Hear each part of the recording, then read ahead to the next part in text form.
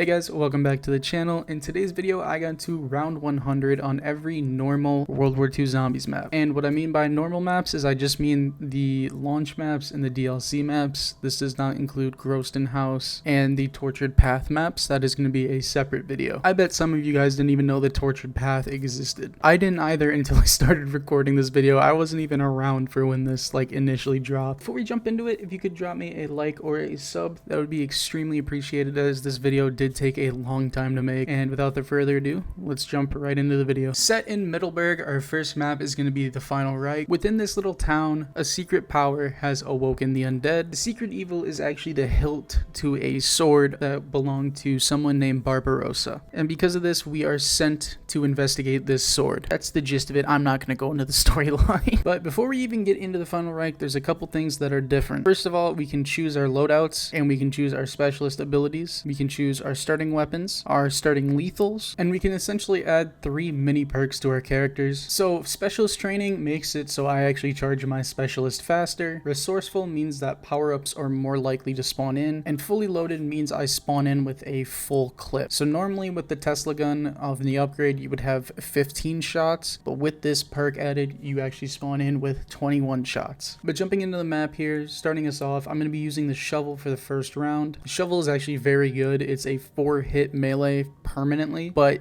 it's very slow and it can kill you very quick, so it's actually not that useful in the high rounds. I then finished round 2 in this little house area using the tomahawks. You didn't know the tomahawks actually give you melee points for when you kill zombies. I then made my way over and I bought the Type 100 and turned on the gas valve. Same thing for round 3, just sat in this house and gained up a little bit of points, and then at the end of the round went and turned on the gas valve. Did this again for round 4, and then this allows us to blow up a hole in the map, which we then go and grab stamina, activate to the power to this gate, and then we can open the bunker door. Once inside the bunker, we have to crank this little hole in the ground open. I don't know what we're opening, I'm gonna be honest. But then I used my next couple of box hits to hit for the jack-in-the-boxes, which are guaranteed within your first 6 or 7 box hits, I believe. But these essentially are just the monkey bombs, and they are very good in this game. But the next step is we have to turn on power, and it kind of works like Zetsubo, where you have to hit 2 main power switches, and then this activates power for the rest of the map. Next, we have to make our way down into the salt mine, and a bunch of bomber zombies are going to spawn there, so those can take you out very quick. Next, we have to actually activate the hilt of the sword, and by doing this and filling it up with souls, we actually activate the transfer device, which is then pushed all the way up to the control room where we hit the mystery box. This is then going to spawn another red circle, which we have to escort this transfer device using zombie souls. And on this first one, it's actually going to spawn in a whistler, which if you didn't know, they're very easy to take out if you just shoot them in the back, which is very good information to know, especially for all these maps, because they are by far the most annoying boss in zombies history. I'm gonna be honest, they're worse than the Thrashers, they're worse than Manglers.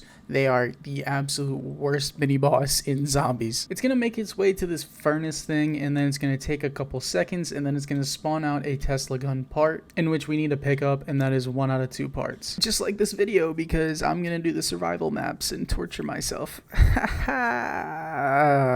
Why do I do this? But once we have officially picked up our second Tesla gun part, we can head back into the control room, and a big bad is going to spawn in. Now, this guy seems very hard to take out, but with jack-in-the-boxes and double tap and shooting his essentially the gas tank on his back, he is super easy to take out. This is why I brought in the 9mm sap, is because it is ridiculously good at taking him out. And a fun fact about the Brenner is after round 70 his health actually decreases, so if you get to a high enough round you can take him out with 1 tomahawk throw. It's just ridiculous. But once this thing is finally done building, we can go ahead and pick up our Tesla gun, and this is just the base version of it. It's honestly like the Dreisendracht bow in a way, where you just have the main basic version and then you can do its 4 different upgrades. Speaking of upgrades, we're going to start the upgrade process here by rerouting power to the hilt in the ground. This is simply done by just color coordinating switches. And then we can start a 2-part lockdown. And this is, again, very, very simple since we have the Tesla gun. And I also have free fire, which is just ridiculous. You have infinite ammo using this, but it's only for a certain period of time. And the cool thing about World War II is you do get specialist drops on the ground, and you can essentially double charge your specialist. So if you use your specialist like while a drop is on the ground, you can have more charge in that specialist than you normally would. But the second part of the lockdown is actually where it gets a little spicy. You have to defend 2 different areas at once, except you get max ammos,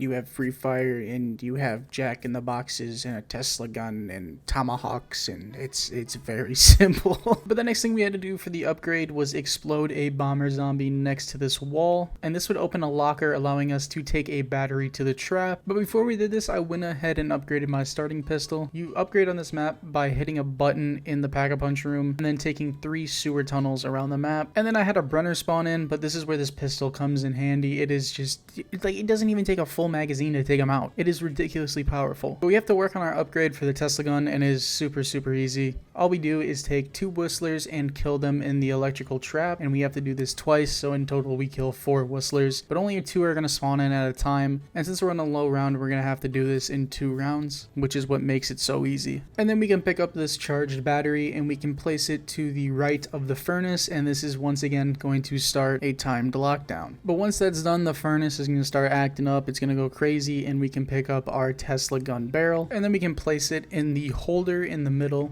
And then once it's done doing its little thing, we can officially get our Tesla gun Hurricane upgrade, which is by far the best variant. It is 100% the best variant to have. But once we got the Hurricane, I made my way back into the spawn room, which is actually where the high round strategy takes place. And for these early couple rounds, there's not really much to do besides just spam your Tesla gun. By spamming your Tesla gun and using free fire, you're going to go through these rounds very quick. And since you're at a low round, we can just use our starting pistol to take out zombies, since this starting pistol is very good. It's good up until like the 30s. I'd say even like high 30s. Like, this thing is ridiculously good. And since I finally got a game, I decided to grab quick revive here on round 23. And then depending how low I am on ammo, I will go ahead and use my free fire. I usually use my free fire when it's around 4 to 5 shots left in my Tesla gun. Especially on these early rounds, it really does not matter how much you're going to be using it, because you're going to get it back very quick. But you do have to be conscious of when you're using it, so you don't use it at the end of the round, or like when you're getting a max ammo on the next round. Like right here, I really didn't need to use my free fire because I was getting a pest round the next round. So there is a little bit of a learning curve of when to use your specialist and when not to use your specialist. I literally just countered my own point, but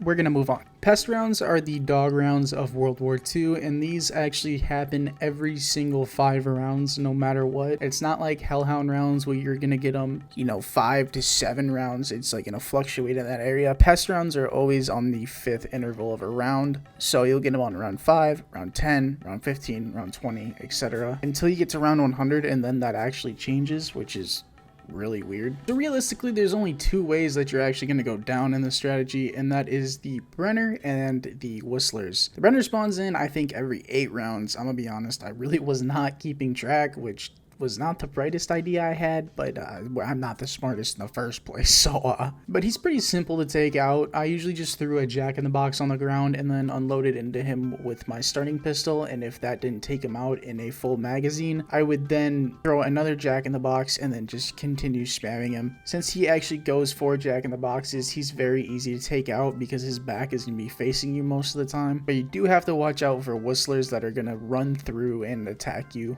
if you're using your Tesla gun. They'll come out of nowhere. I was basically spamming my Tesla gun in free fire up until about 40-ish. That's when I'd say I'd was like, okay, maybe we need to tone it down a little bit and start conserving our ammo a bit better. But the way I did this was pretty simple. I would still use the 2 shots, one in the courtyard and then one down the hallway. But then when I would look back at where the zombies spawn to my left, I would actually shoot the gas canisters that spawn on the ground from when you kill the bomber zombies. And because they are right next to the window, they they will kill any zombies that are dropping down or coming out of the window. So it's essentially a 2 birds with 1 stone. Because if you have too many bombs on the ground, your Tesla gun shot is actually going to activate them, and that's going to cause you unnecessary damage, and it also kills zombies. So it's going to also help not really speed up the rounds, but you're going to be a little bit safer. I continued doing that into the 70s, and then because your free fire does take a lot more to actually charge now, I was playing it a lot safer. And as you can see, the Brenner is super easy to take out. Literally 2 bombs and he went bye-bye.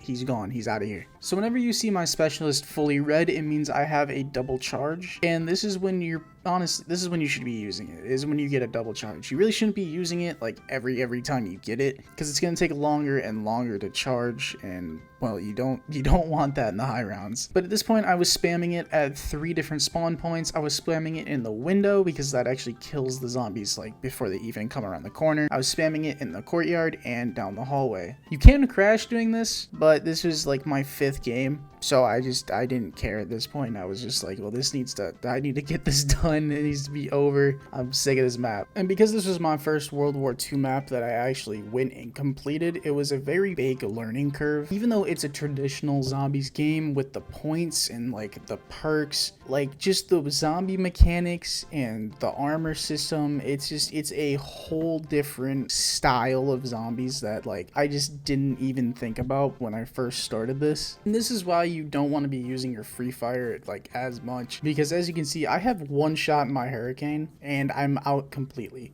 I don't get a max ammo this round, and I need to charge up my free fire. And I use my last shot in an attempt to hopefully recharge it up, but I can't, and now it's basically stress time for me because I am on no armor. But luckily I'm able to grab armor, and this is actually where the second part of the strategy comes in. We're gonna make our way down to the pack-a-punch room, and if you didn't know, in the pack-a-punch room there's actually a saw trap that is honestly really good. So I'm gonna stand here for a second and wait for the zombies to spawn in, and then we go run and sit in this corner. And while the zombies are being killed off by the saws, I'm gonna shoot into them a couple times, trying to recharge my free fire still. And the nice thing about free fire is all you need to do is damage zombies. You don't need to actually kill them. Just as long as you're doing damage to them, you're gonna charge your specialist pretty easily. And by damaging this whistler here, I'm able to get my free fire back. And then here's the cool thing you can do with this trap. If you activate it and then run as far forward as you can, it's just gonna launch you straight up. So you're gonna get back to your high round strategy pretty quick. And then in desperation, I activate my free fire and I actually get a max ammo off like the 3rd zombie that drops down from the sky. So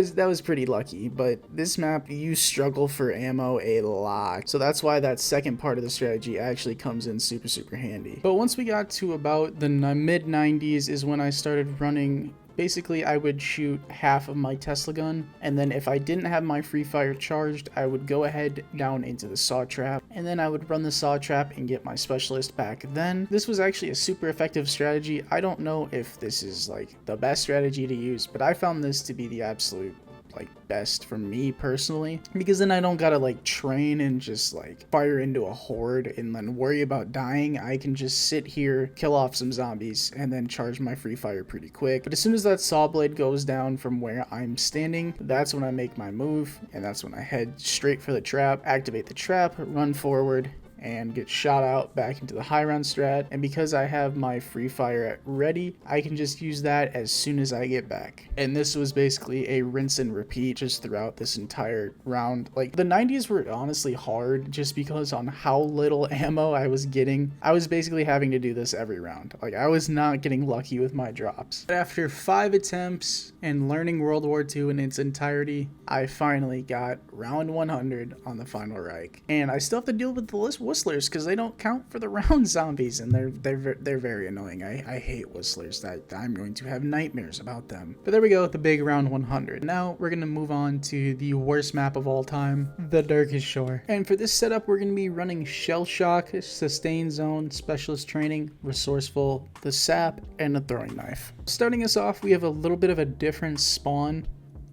Basically, there's going to be a ton of zombies wading out of the water, and using this MG42, you can take them out pretty easily. You don't even get that many points for killing them unless you just spam into them with a pistol. But once you've killed the final zombie, a max ammo will spawn in and you can officially start your game. For the first couple of rounds, I sat my happy ass in this corner and just meleeed zombies. If you start the round in this spot, they will only spawn from these two spawns right here and sometimes down by the dock, by the lake. But it's very easy to farm points here because they're only coming from two spots. Next up, I get my first number from the... I just got my first number for the Ripsaw upgrade. Finding these numbers allows you to put something in the Pack-a-Punch machine and then you can buy ammo for the Ripsaw from the Pack-a-Punch machine. It's a side Easter egg that I didn't even know existed until I started researching this map. But in round 4, I finally turn on power and then I activate the Pack-a-Punch fuses and then grab the first part of the Ripsaw. I will say that is the only good thing about this map is the Ripsaw is actually really fun to use. Other than that, there's nothing enjoyable about this map. I then get my second number here. I then grab double tap and get my third number. I grab stamina and then I turn on the second and final power and then grab the final Ripsaw buildable piece. And then go ahead and build the Ripsaw, and it actually costs 2,500 to pick it up, which with how easy it is to build, that's honestly fair. And then to get Pack-a-Punch, we have to ride the mine carts in 3 separate areas and then pick up 3 different fuses. I then get my fourth number, grab my next Pack-a-Punch piece, and then grab my final Pack-a-Punch piece. Now to get the upgrade started for the Ripsaw, I need to heavy melee a zombie to get a charged battery out of its spleen. But then once I have this charged spleen, I can take it to the same buildable table and put it in the battery next to the table, and then I just have to charge it with souls. I then make my way up to where I initially started with the fuses and then put the next 3 fuses in. This actually unlocks Pack-a-Punch, and I'm gonna go ahead and Pack-a-Punch my starting pistol. I think on all maps I actually ended up Pack-a-Punching my starting pistol. They're very good on World War II. It's kind of crazy. But next up, I had to fill up the saw with souls. This only took like a round, especially with the Pack-a-Punch pistol. It really wasn't that difficult. And then I had to shoot the head off of this zombie here using the Ripsaw and pick up the head. And then once I get the head, I can put it on this door here, and once again I have to fill it up with souls. Next up, I have to turn 3 different gas valves so I can turn off the fire that is spewing all over the ground. This step is really annoying because you have to wait for the fire. This is where shell shock comes in very handy because I have it so it stays for a longer period of time, and especially with insta kills, it'll just instantly take out zombies, so I can just chill in a corner and wait for the fire to finally go away. But I actually do end up taking a down here. I'm actually not sure what even killed me, but I think it was the mini boss, but I've never seen him just completely one-shot me like he did here. But that was my first down. But the nice thing about World War II is that when you go down in solo, you don't lose your perks. It might be like that for co-op, but I've actually never played World War II on co-op. When I got revived, the only thing I lost was quick revive. I kept my speed cola and double tap. But once all the valves are turned, it'll open up the door and a Brenner is gonna spawn in. I don't show the door opening because I don't think YouTube will allow that. Basically, the guy's body gets ripped in half by chains that are moving in both directions. It is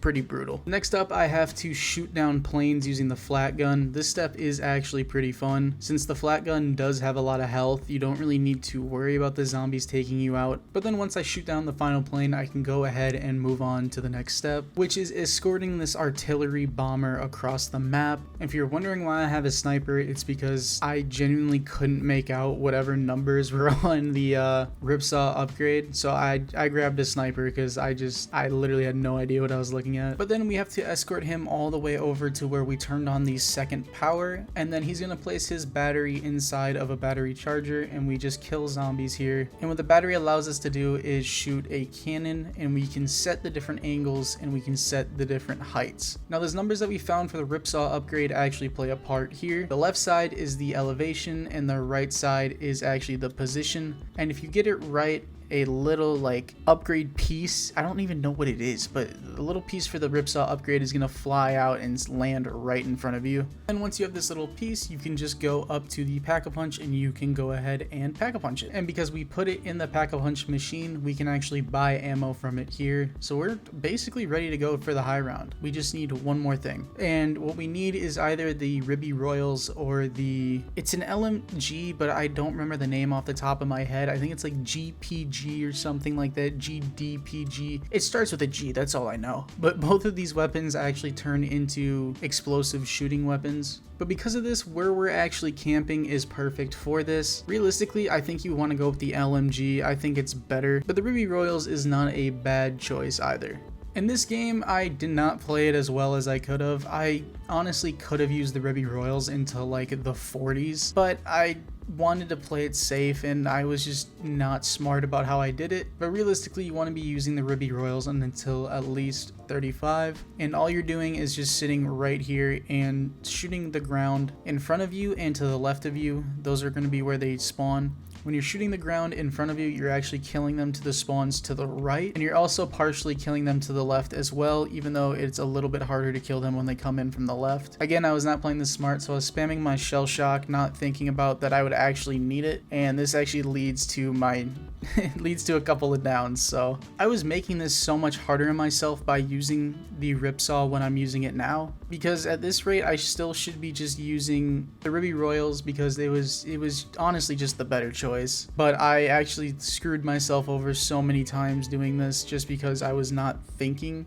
I don't really think a lot anyways, so this clip right here is exactly why this is probably the hardest high round on World War II. This is round 34. They are not at max spawning speed yet, and this is how I'm struggling already. Like, I don't even care that this is like my first attempt on this. It is so bad, man. But the nice thing about getting insta-kills in this strategy and also having the Ruby Royals is it's an explosive weapon. They don't really spawn from that many places. It's fairly easy to take them all out. Honestly, once again, the whistlers are by far the most annoying thing about this strategy, because like I said earlier, they don't take as much damage from the front, but they take a lot of damage from the back. And while the ripsaw is actually a melee weapon, you still have to get behind them to knife them. So the best strategy for this is actually meleeing them from the front to stun them, and then you run behind them and melee them. Here's the issue though, the ripsaw does not have an area effect, and even on PC, you will still auto lock onto zombies. So you could be in the middle of this walkway looking at a whistler trying to melee it, and it will lock on to a zombie crawling up. It is so unbelievably buggy. Speaking of bugs, let's see if we can spot what's wrong in this clip. Go on, I'll give you a couple seconds. Why is there a whistler in the floor? Not only can whistlers spawn in the floor, normal zombies can spawn in the floor, and normal zombies are kind of fast, and I am in a small confined room. Now the whistlers you can actually trap underneath the floorboards. I didn't actually end up doing that in this game, but the way to do it is when they're in the floor, you have to throw a jack-in-the-box in a certain corner behind you in the pack-a-punch room, and essentially they'll walk back and forth, and then they literally just fall through the floor. And because whistlers don't count for the amount of zombies per round, if you trap 2 whistlers underneath the floorboards, you don't have to deal with them for the rest of the game. But I had played this game when I did not know that, so it was a lot harder. But as the game went on, and as I was getting more and more familiar with World War II mechanics and with the Darkest Shore as a map itself, the meleeing and the just overall like camping strategy started getting a lot. Like I got it down a little bit more. Even with the zombies going through the floor, it was, oh, I hate this map so much. And once again, when I thought everything was going good, I was finally getting the map down, and I felt confident that I was gonna get this first try. Tragedy strikes. I panicked so hard during this entire scenario. Instead of throwing a jack-in-the-box as soon as I got up, I just panic ran straight forward. I got caught on where the fuse boxes are, and I got trapped in a corner, and we died on 99. Probably the worst down I have ever had, and I didn't want to play this map again, I'm gonna be honest. But with my knowledge of the map severely increased, I actually figured out it was better to stand in the back left or back right next to where the pack-a-punch is and just shoot from there. I don't know what it was, but it just felt so much better, like as a whole. And in this game I actually trapped the whistlings under because this was my 3rd attempt playing this map, and I was just so unbelievably over it. But as you can see there, we finally got round 100. If I was to choose a map to never round 100 again, this would honestly be at the top of my list. Having to do half of the Easter egg, having to do a side upgrade, having probably the most stressful yet boring high round strategy I have ever used, besides our next map, because that one was a little stressful, but it was a little boring, but it was also kind of fun. I don't know, it's really weird, but I am never touching this map again. The Shadowed Throne. I don't have footage of round 1 and I don't know why. But for this map, you thought the Darkest Shores setup was crazy? For this map, we have to do the entire Easter egg besides the boss fight. It is absurd, the setup for this map, but it is worth it because the melee weapon we get in the end is just so good. Except for the fact that it doesn't stun the whistlings. But then on round 2, I made my way up into the apartments, and then I made my way into the camping area. And you see this grenade I'm throwing at this power box. I actually did that in the spawn room. But once again, I don't know where my round 1 footage is. After getting a couple points, I opened up into the main area of the map, and we pick up the spiked bat. I then take note of what numbers and letters are on top of the radio, as we'll need that for later. But for right now, we're just going to get points using the bat. At the end of round 4, we're going to save a zombie because we need to do a couple of things. First off, we need to come over into the movie theater and grab this monocle off the couch. And we have to look at where this red dot is within the map and then coordinate that to its Morse code. So its letters will have a number and then the number itself will have a number. And then once that's finally figured out, we can take this monocle and then put it on a specific coordinate to open this cabinet and grab the bowl. This cabinet actually only has I think it's 9 or 10 actual combinations. So you can just brute force your way to guessing. You don't even have to use the Easter egg step with Morse code. But once we have our Morse code number figured out, we can go over to this radio and tune it to the correct digits. I didn't know this when I did this game, but if you hold shift on PC, you actually get the dials to turn faster. Didn't know that, and that would have saved me a ton of time, but we ball. Next up, we had to shoot the flares up into the sky to get the Russians' attention, and this causes a Zeppelin to tether down into the map. We then have to take our bowl over to this little stand here and place it down. We then have to take one of these red freaks and kill them next to an armor stand, and this will drop their head, which we need to pick up. We also need to grab this painting, and then we need to enter in this battery to this wall here, pick it back up, and then place the wonder weapon part on the buildable bench, pick it up, shoot this cash register, and a number will appear that we need to remember for later. Sorry if I'm going through this a bit fast, there is just a lot to do.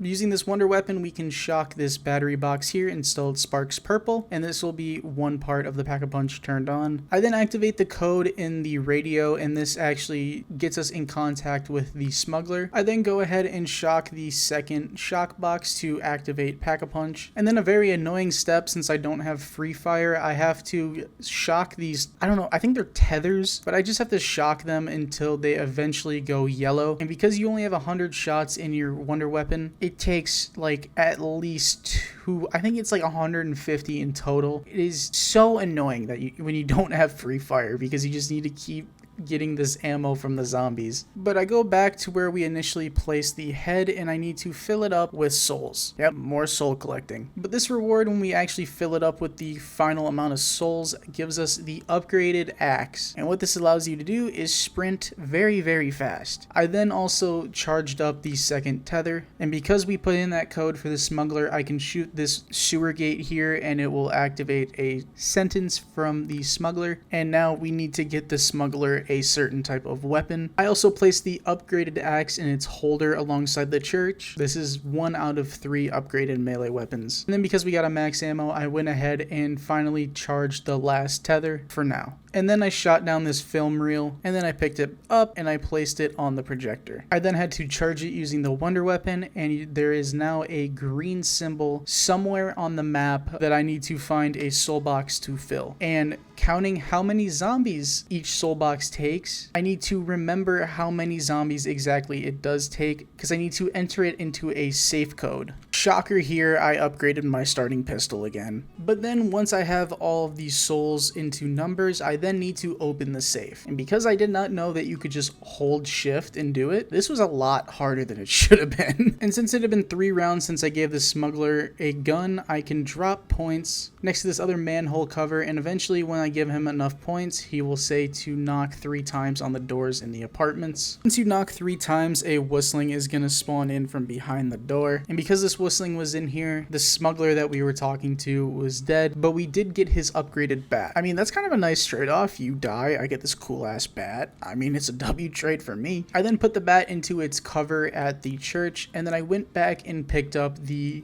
knife that was in the safe that we used the code for. Next up, I have to fill all of the melee weapons with zombie souls. It's like around 30, I think. And then once the zombie souls are done, I have to fill them up with the red angry zombies. And then once that's done, I have to fill them up with pest zombies. Next up, once I'm inside the hidden courtyard, I have to take note of how each of the statues are faced, and I have to turn them in a specific order so they are all facing forward. I just used the automatic solver on chronorium.com, and this made my life so much easier. But next up, I had to take each of the ravens that spawn in when you do it correctly with the statues, and I have to place them in a very specific order along the statue's feet. And once that's done, I can actually pick up the blade of Barbarossa, and then I put it in its holder right inside the courtyard walls. And now we are ready for the high round. We had to do all that just to get this little sword. Can you believe that? I can't. Welcome to World War II Zombies. But this strategy for the first 35-ish rounds is really easy. Now, if you noticed with the actual sword, when you do arc attacks, you don't get points and you don't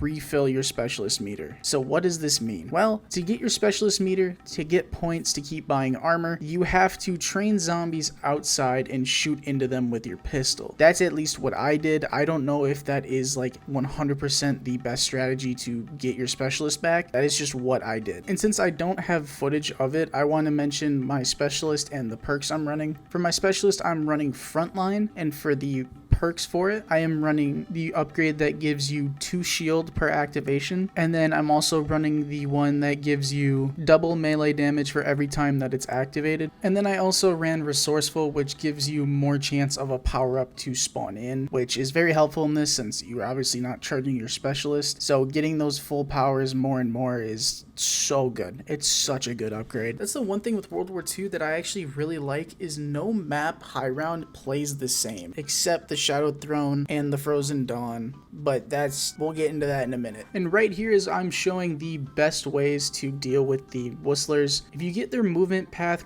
down, you can actually basically go in a circle and you will infinitely train this whistler. Now things get dicey and there's another whistling just kind of chilling, and he hits you, and then the other one hits you because you're stunned. I then run over to Pack-a-Punch. If I do have my specialist ability, I will activate it just to be safe, but that's what I found to be probably the best strategy, was just essentially just running in circles with them. But not everything in this strategy is sunshine and rainbows. Since you can't stun the whistlers with the melee weapon, they just mess you up so fast. So on 44, I took my first down. Also on 44, when I was trying to recover from that down, I took my second down because I am just such a smart individual. I will say with this map, once you get into a rhythm with it, it is very hard to go down, especially if you are locked in. But if you're not locked in like this, well, you're gonna go down. Messing up the movement with the whistlers is probably the worst thing to happen. And also what can happen is if you swing your blade too fast, it won't actually register the swing, so nothing actually comes out of it. And this is where I took my third and final down. I'm going to show this off right here. This is one of the main strategies I used. When I would have 2 whistlings just standing or getting aggressive towards the bottom, I would then run up to Pack-a-Punch and basically just hope that they pin themselves in the corner. And then I would use the Darkest Shore method, and then I would swing and hit them in the back. But I continued this strategy all the way up until round 100, and this was honestly more stressful than the Darkest Shore just because I had no quick revives left. For the Darkest Shore, I basically just wanted to get that map over. With this map, it was actually taking skill to get to round 100, which this and the Darkest Shore are really the only maps that you do need to actively be paying attention to get round 100. But being able to outmaneuver the whistlings and then also using the Pack-a-Punch strategy, honestly this map flowed really well for around 100. And even though it was stressful, I actually had fun on it. Our next and final map up is the Frozen Dawn. Starting us off, I have to pick up this wire and then pick up this battery as well, and we're going to bring it all the way over to this bloodstone area where we have to fill this up with zombie souls to open up the first door. But once we have enough zombie souls, the door will eventually open and we can continue on. There's going to be a corpse eater that spawns in, which is the boss zombie of this map, but using the tomahawk, he's taken out instantly. Next up, I have to fill up these blood pools. There is 3 of them in total around around the map, and they only take like 5 souls to fill. For this round 100, I didn't even pack a punch, so I don't know if this is for pack a punch or if this is just for like progressing through the map. This was literally my second time playing it, so... But next up, we have to grab this stone here, and then we have to grab this stone here. Then we have to grab our third stone right there. And then I have to pick up this little dial thing that we have to place on the ground to allow us to fill up the third blood pool. But first we have to fill up this second blood pool, which is done pretty easily since I grabbed an MP40. And then once we get to the middle of the map, we can place our battery in this container here, and then we have to fill it up with souls. But then I go ahead and place 3 out of the 4 stones in their pedestals, because I still have to go get the 4th one. And that one is sitting right next to double tap. Getting this stone allows us to see 4 different symbols that are going to unlock the hammer once we have filled up the battery with the right amount of souls. Once I had enough souls to fill up the battery, I went ahead and actually filled up the 3rd and final blood pool, and then I go ahead and see what symbols I have. How this step works is I have to kill 1 zombie at each symbol, and it can only be 1 zombie, otherwise the code resets. It'll stay the same code, but you will have to start over from the beginning. So getting an insta-kill was very nice for this. It's honestly easiest to probably do on a pest round since the zombies are weaker, but then once the hammer spawns in, I was standing up, so the hammer actually flew away. But once I got to the hammer, I proned and then interacted with it, and now it's going to fly around in a circle until it eventually leads back into where we originally spawned it in at. But to actually get it to stay there and actually upgrade, we need to turn 2 different towers so they light up. This puzzle is actually pretty simple. Like, obviously I used help on it, but at the end of the day, it really wasn't that hard even with the help. Like, I memorized it pretty quick. And then once we get the hammer in the middle, we can go ahead and pick it up, and this actually replaces our shovel. But we need to upgrade it, so I go ahead and smack this stone in the spawn room, and then run over and smack this stone in the ice cave, and then I smack this stone above the blood pool. And then this stone above the blood pool is very annoying because you have to smack the stone and then kill a zombie in the temple room, and then it'll activate up there, and then you can go ahead and smack this stone to activate the puzzle. And luckily the puzzle code only has 1 difference, and that's actually in the first like rotation of it. And since there's only 2 different rotations, like, we have it mapped out and we have a cheat sheet for it, which is so helpful because I probably wouldn't have been able to figure this part out by myself because this is just ridiculous. But once that's done, we can start the sketchiest step in any step in Call of Duty Zombies history. We have to walk over the void using the hammer. We can't remove the hammer, otherwise we will start taking damage and die. But if we walk too far, we will fall off the edge and we will also die. So basically, you are inching your way forward slowly but surely to make sure you don't fall off of the map. But once you get to the final point of it, you will get lifted into the air, and essentially you will go into an Ancient Evil trial. I know this was made first, but a lot more people have played Ancient Evil, so I'm just making that comparison. Honestly, Ancient Evil probably got its idea from this, I'm gonna be honest. But this gives you a little tutorial on how to actually use the upgraded hammer. It has the ability to be thrown, which if you hold your grenade button, it'll just chuck it and it'll just go in a line. But that's the neat thing about this high round strategy. This really cool ability to this really unique wonder weapon, we don't even use, like, at all. Like, we don't use it once. But now you see the spot we're in right here. I am turning on an auto clicker and I will not die. This is literally the strategy. We right click, which sends out a shockwave, like the sword of Barbarossa that we used in Shadowed Throne, except this shockwave gives you points, and it fills up your specialist meter, and it stuns whistlings. We are literally invincible in this strategy. If you guys think I'm kidding, I'm literally not. I will show each round passing by. I don't move, like, ever. It is this, like, honestly, I probably could have just left the auto clicker on and walked away from my computer, and I don't think I would have died. That's how easy this strategy is. Besides the fact that you're, like, even on PC, you will lock on to zombies that you're meleeing, which is really annoying. But when the strategy is this broken and this OP, it literally doesn't matter. Now, obviously, I'm exaggerating a little bit. There was some times where I almost did get overwhelmed, but that was just me not paying attention. If you're paying attention, you should honestly never down in this strategy. But from rounds 10 to 100, this, like, I didn't do anything different. I would activate my specialist when I got it, and then because I had the double melee damage perk on frontline, it would just always be an instant kill. Even though it's a 2-shot as is, this does speed up rounds a little bit. And also with specialist training and then also the resourcefulness, like I really wasn't noticing that much of a difference. Like I felt like power-ups were still like about the same. My specialist did take a while to even get, so it was, I wouldn't even say you really need the perks for this. That's how easy it is. But there we go, all 4 main World War II zombies maps are complete and have finally been done for round 100. Next up, I'm going to attempt to do all of the survival maps, which includes Groston House, Bodega, USS Olympus, and Altar of Blood. So this might take me a year, I have no idea, but I hope you guys did enjoy. If you did, leave a like, leave a sub, and I will see you guys in the next one. Peace.